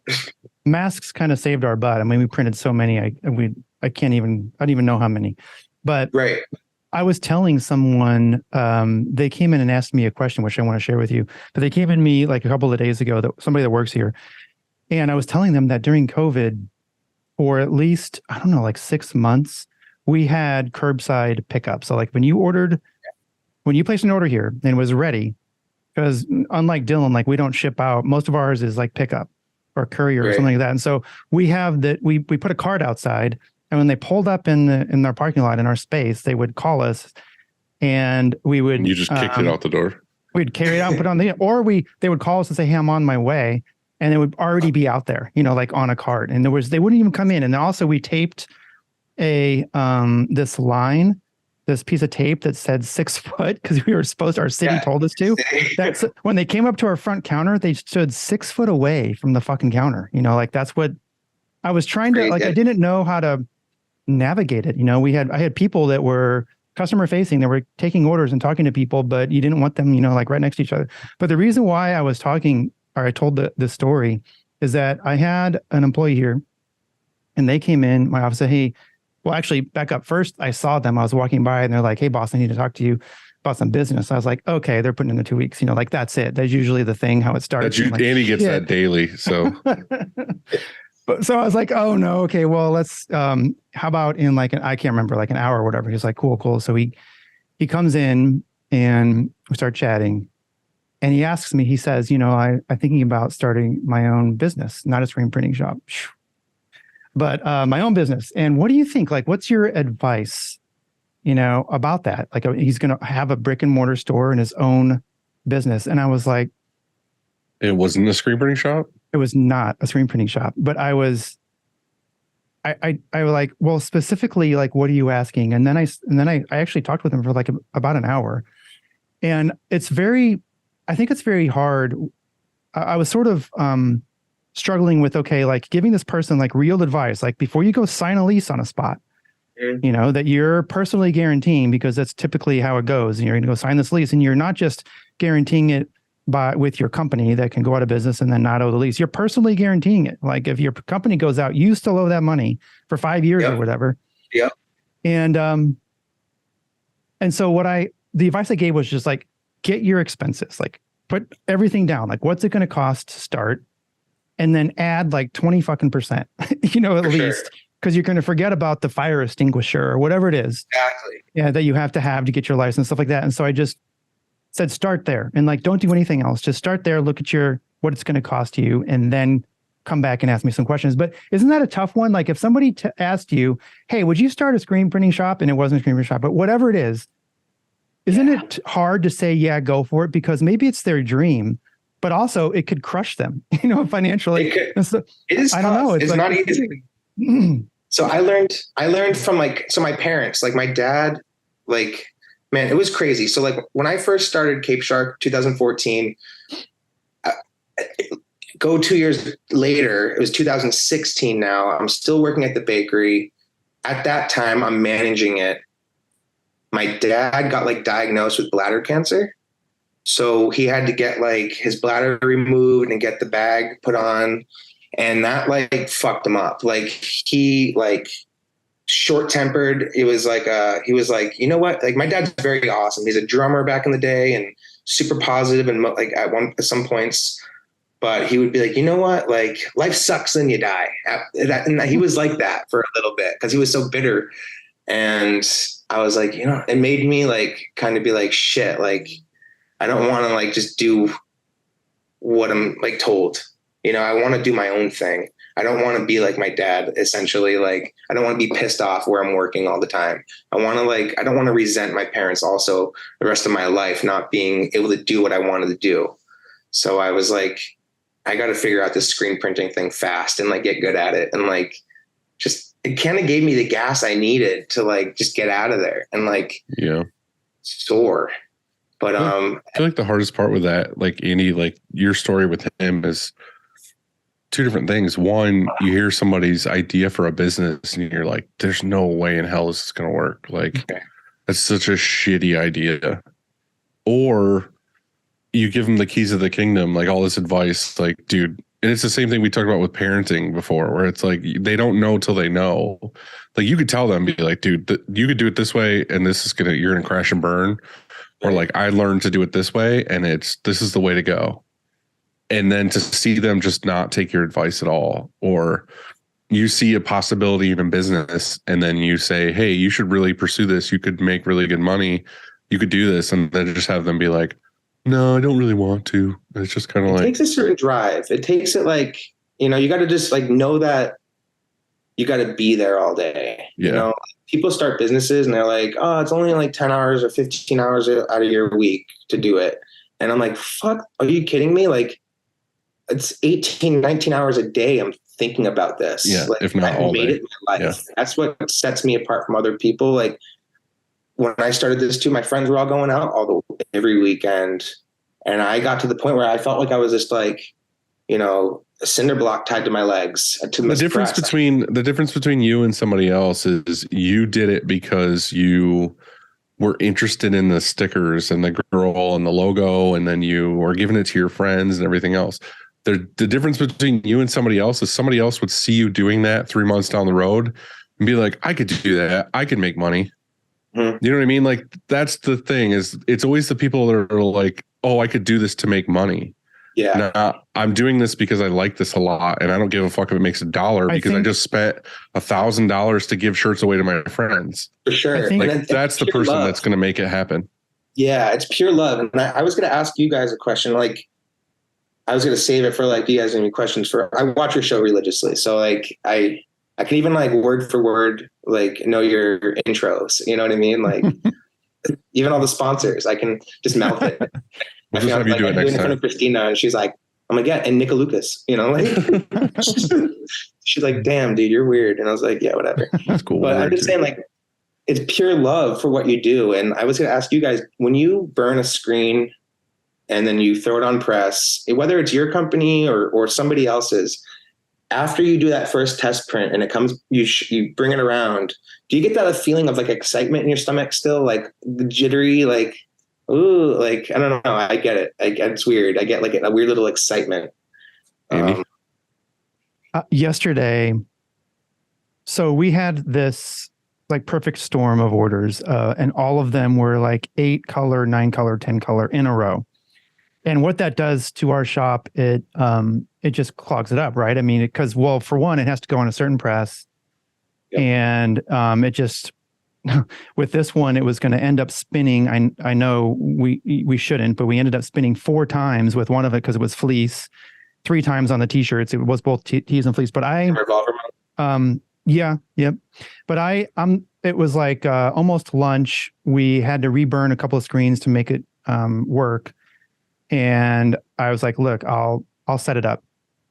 I'll go over, like lunch hour and lock them in. And so I did. I went over and I got the new screens, put it in, unlocked all the screens, and then tri-synced it. And right, exactly what you said, when I hit, to see my test print, to see how close I got, like that was exciting. Like, hey, I haven't done this in a long time. Did I reg it? Like, how did I lose my edge, or am I okay? And I noticed like a couple people that saw me over there and they're kind of like wanting to see like how I did. I'm alone, yeah. Yeah, but I mean, so it was, and then I actually ran the order. I hadn't really printed much this year because of my back, and I wanted to test it. Like, can I run 150 shirts? Am I out of the game, or am I still in? Can I do this? And so it worked, and I was able to do it. But so yeah, the answer is yeah. Like, I'd still get butterflies, if that's what you mean. Sometimes, not all the time. Other times, I'm like, fuck, this sucks. I don't want to do this anymore. I quit. It happens. I mean, there's blood spilt in here. There's tears. Like, I mean, it hurts sometimes. We were doing, I don't know what was going on with me. I was printing our Halloween run, and it was like long sleeves, and we had like a 2-color long sleeve, and my back. And so I've had back issues too. I just oh god, here we go.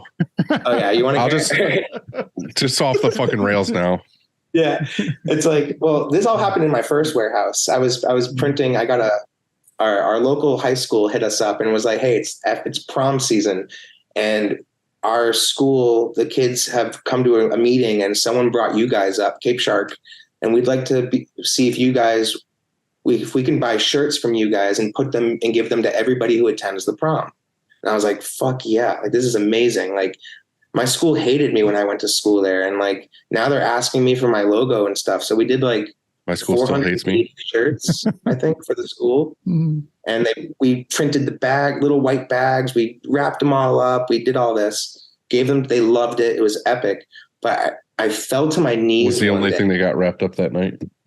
Yeah, I was like, I fell to my knees because I just like something in my back tweaked out, and I was doing it all manual. I didn't have any autos or anything, and I fell to my knees. I go to my doctor. They're like, we're just going to give you 6 months of PT and some cortisone shots. You'll be fine. And it was hurting. And September comes after summer. I was like, I got to fly down to Orlando and go to like a surf expo. Like, I got to get off. We like to get off Cape at the end of the summer because it's so crazy here. We don't get time to like leave our town for like 3 months because we're just too busy. So I like to go down to Florida or just go to a trade show to like clear my mind. I run into Ryan Moore and I was like, dude, I need to speak to you. Now I'm like hobbling. I'm like just like an old man. I smoke weed. So every time I coughed, it killed. And it just really hurt. I went up to Ryan Moore. I was like, dude, I got to figure something out. Like, we're getting orders. And he showed me a rock. And he was like, come to dinner tonight with all of us. You know, it's like Ross and it's like 4 other dudes. It was like a small little table of us. And we talked about it. And the next day I pulled the trigger at the expo. I was like, I'm going to buy a 4-color 8 station just for what I need. Like, I don't need any more colors than that. Like, we're just water-based, and my logo is a single color and it works for us. And he was like, this is perfect. We'll give you 6 months, no payments, and you'll be off and running by the summer. This is going to be great. Well, when I got back from that trip, I had to get back surgery because it was just killing me. So I had this press on its way. My mom, being who she was, she called the doctor and like freaked out and was like, you need to get him in, get surgery immediately. She did that. What kind of surgery did you get? What song is that? Where it goes, Mama called the doctor and the doctor said, more monkeys jumping on the bed. That's where we're getting at right now. Yeah, she was just like, I was like in agony. I couldn't even like, you know, I was contemplating, am I done doing this? Like, is this it? Like, this hurts way too much. That sciatic pain going down your whole leg. It's just unbearable when you have to print all day long and unload all the boxes and deliver them. And, you know, I don't have any help. So I had my L5S1. There was like a nerve wrapped around it. So they had to like pull it up and relieve it. And then it finally went away. My pain went away. I was like, holy shit. And the doctor was like, yeah, if we didn't remove that and you just did PT, like, you're just prolonging this pain. Like, there's no, we had to do what we had to do. And it was like a 30. I really don't want to get too far into this because that's all we talk about anymore is fucking back pain. But notice how I'm over here quiet. Notice that. Yeah. You're I know, but I feel you. But exactly what you're saying is the pain that I have. So it's how quick. It was like a procedure that was somewhat not crazy. Very quick. I hate surgeries. I hate getting tattooed even. Like, I just don't like pain at all. Yeah. I really don't. I just don't like it. I was really scared. I was like a big pussy when I was getting surgery. I was just like, oh, I don't want to go. And I did it. And it took like a solid 9 months after surgery to like, all right, I'm going to go run as fast as I can and lift anything I want and like not feel anything other than like how it should normally feel. It took like I remember like saying 9 months was from. I don't understand what surgery you had. Was the space too small where your nerve was and they made it bigger? Andy, stop doing that. Yeah, the nerve just like the nerve just like kind of slipped up into the middle of the disc and was getting pressed on. Oh, I don't know. It was really weird. Gotcha. I think everyone's different, but so what was the procedure though? Did they just like do a little slit and kind of did the whole thing? Yep. I was really pissed because I had a huge back appointment. So my tattoo artist I go to is like usually booked out for 2 years, and I had a huge back piece. I had like just a huge thing that was getting on my whole ass and my whole back, just a gigantic hammerhead shark. And we've been planning it for months. I've been counting down the days. I had it all saved up. I had a 7-hour session. I was like ready to go. And after I saw my doctor, he was like, yeah, you're going in on this day for surgery. It was the same day I was supposed to be getting tattooed. And that was like crushing to me. So I had to like, how long were you out for the surgery? Just like a week. I'd say like 4 days. I was fine. Like, okay. Yeah. I was going to say, that's a great story. Yeah. And about Ryan and buying, and how you got your first press. But I thought for sure you were going to say that he sent you or got you something called a back bridge, because I finally found out, by the way, who sent me the back bridge, and it was Ryan. And so it's like this thing that has different, I guess there's like 5 or 6 pieces, depending on how much you want to bridge your back and lay on. And he sent me this thing. It's called back bridge. And it, so thank you, Ryan. I never even figured it out until he emailed and goes, how's the back bridge? I'm like, you're the guy who sent that. Yeah. Ryan's the goat, dude. He's pretty awesome. He does shit like that. Isn't that he's cool? A good man, yeah. He's a good man. Much love for that guy. All those videos, I learned a lot from him. You know, like, oh my God, like there's no. I was talking to Print Girl Mafia Christina last night, and I was just saying there's no YouTube videos anymore that go into it like they did back in the day. Like what we used to all watch, like even Cam used to really dive in, you know, like all these old YouTubers, I used to like, there used to be so much information and that doesn't exist anymore.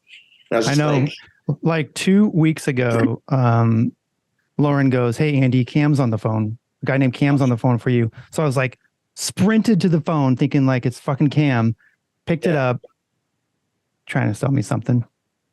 Not Cam. Some douchebag. So do you have any other questions for us before we go to quick takes? Question. I don't have any questions for you guys. I mean, because I watch you guys religiously, so it's like he knows where we sleep. You can make one up. Anything. You can ask anything. But wait. That's so on the spot. I know. No, we can go to quick takes. No, real quick before we do that, how's everything right now? How's the business? I know we quickly touched on it in the beginning. Yeah, your retail spot looks really good. Christina did say that you're not going to be there much longer. Yeah, so every day we get kicked in the nuts a little bit. Like we find out something, just like we're like, oh my god, really? Like, so our current store that we're in right now, that we've been there for 3 years, is getting turned into a storage facility. So my landlord says. He owns like a fish market, and he was like, "Yeah, we're turning this into just a storage cell." So we're losing our store, which really sucks because that's like 70% of our sales. But after 48 hours after hearing that, we rented another space 2 buildings down. It's half the square footage. It doesn't have high ceilings. It has all like office cubicle ceilings, like a drop ceiling. And carpet that has been there for 40 years that needs to. That's the good stuff. Yeah. So I have to really invest all summer into this new building that it's like a 3-year lease with a 3-year option to get in. Yeah, it's just a lot. It's just. Yeah. Well, good luck with that. But I'm glad my production's where we are now. Like I have a 4,000 square foot warehouse now. So that is, my landlord over here is really awesome. But I have right now I have 5 landlords. It's like, yeah, buying. So houses on Cape Cod, they're like $700,000 for a 1-bedroom, 1-bath. If you're lucky, like it's just not doable. So we rent. Yeah. We just figure it out as we go. We have like a year rental. We just moved out of we had a 7-month rental, a winter rental that we slept at. That was our house. So we just had to, 2 weeks ago, move into our new rental. God, I hate moving. It's like, it is what it is. And I get married next year in Florida. Congrats. Yeah. So it's gonna be pretty awesome. So we were hoping to save all summer for the wedding and stuff like that, which we're going to have to still, but we have to now invest into more. Yeah. Store. We have a 13.5-foot shark hanging from our ceiling. I saw that. It's fucking awesome. Yeah. And it's not going to fit even in the door at the new shop. So that's going to come to the warehouse and hang from my huge ceilings here. That's so cool. I saw that. It's hard, it's really, I really admire you because you own your buildings and it's really awesome. So I always damn, someday I'll own it. Like Dylan or something. Yeah. But I don't live in Cape Cod. I live in fucking Whitney Point. In the middle of nowhere, which has a beautiful lake that you can walk. It does. There's pretty sunsets. I do love my town, but I'm not super far from you, so I think I just need to make a trip to Cape Cod. Really, seriously, Zach came the other night, and I got to thank him because he is amazing. Can of corn Zach, he hit me up the other night at 8 p.m. and was like, "Yo, I'm at your store," and I was like, "What? This is insane! My store's closed, but let's go to my warehouse." So we chilled till 11 o'clock at night, just hanging out, shooting the shit. And I was like, This is the first time in 6 years of being with my rock and that anybody in this industry's come see me. And I was like, this is so awesome. Thank you, Zach. Seriously. It's the best. Yeah. He is so cool. I can't wait to chill with him more. We're going to be doing YouTube videos and stuff like that. We're trying to tap more into the YouTube world. Good. Just not instructional videos or anything like that, but just showing what we do, what our brand in and outs on the day. Yeah, it'd be good for your brand. Showing rebuilding a whole store from scratch. You should do that. Yeah, you should document the whole process. Yeah. My best friend lives out in Hollywood. He used to live here, but he moved out there, and I just put him on payroll to start making content, doing our, he edits like music videos or his own personal stuff. He makes his own short features and stuff like That's that. awesome. So shout out to Michael. You're awesome.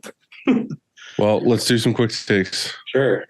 Rick Tates. I don't know if you can hear that. Quick Tates? Is that what I said?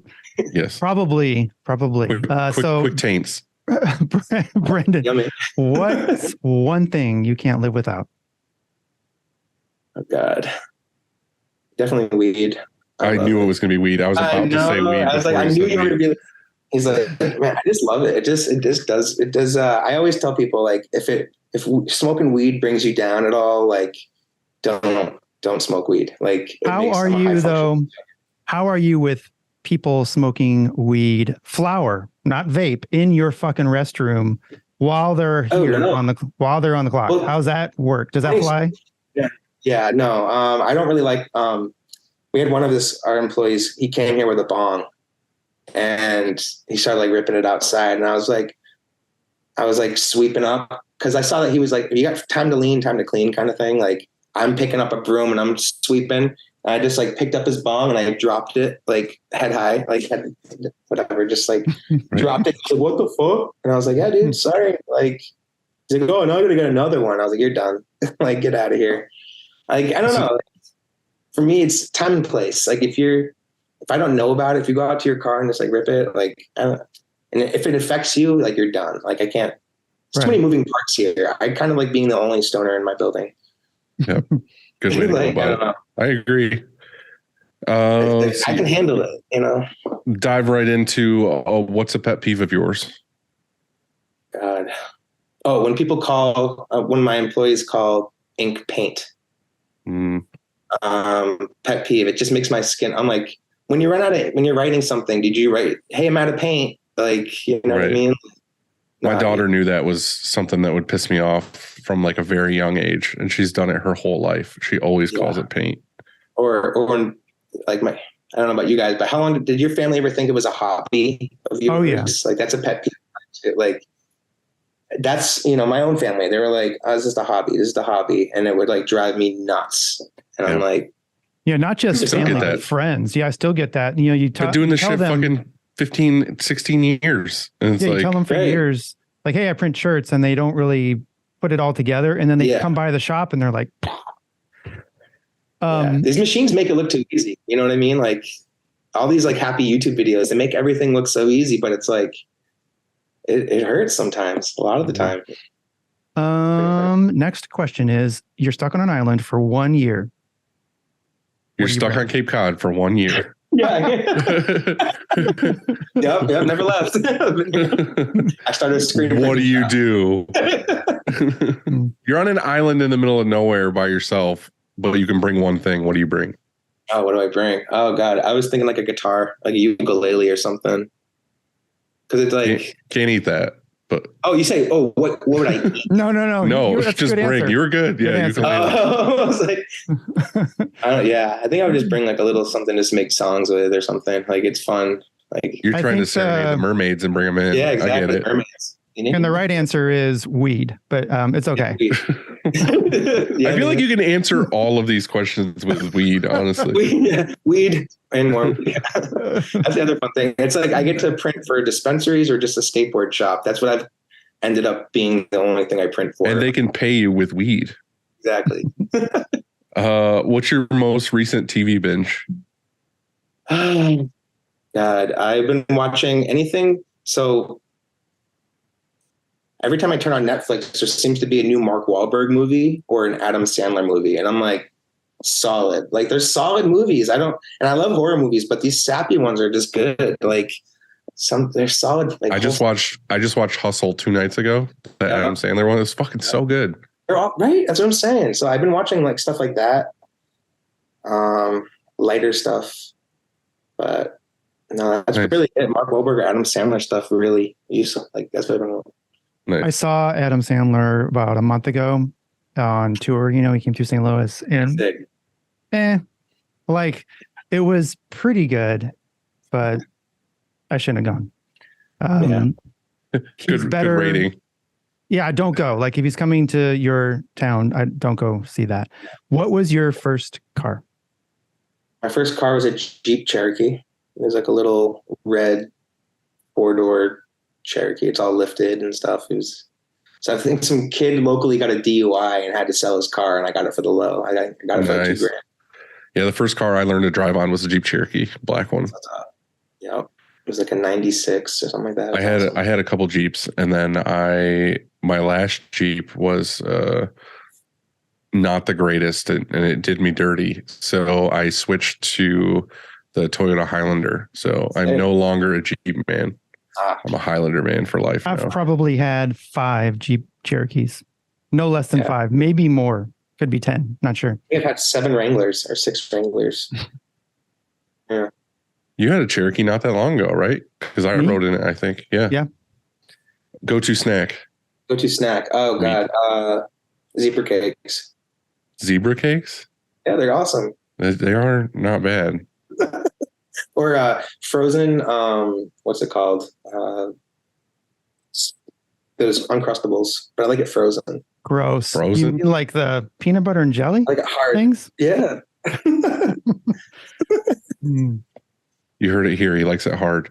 Next question. Hard and cold. Final question. What is for dinner? I'm going to, I don't even eat, I hate seafood, but tonight we're going to a sushi place because it's Wednesday local night.